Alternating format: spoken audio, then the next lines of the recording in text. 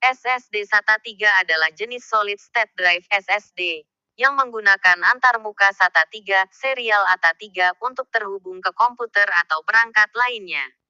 Berikut adalah beberapa informasi penting tentang SSD SATA 3. 1.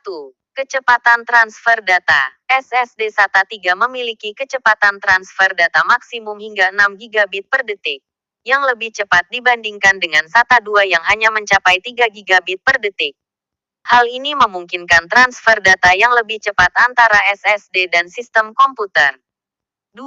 Kompatibilitas. SSD SATA 3 kompatibel dengan antarmuka SATA 3 pada motherboard atau chipset komputer.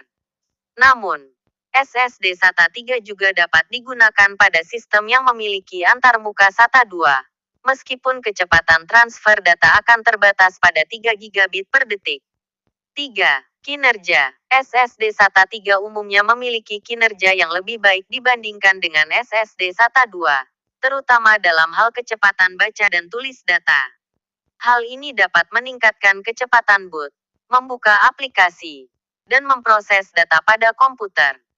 4. Daya tahan. Seperti SSD pada umumnya, SSD SATA 3 memiliki daya tahan yang lebih baik dibandingkan dengan hard disk drive HDD tradisional.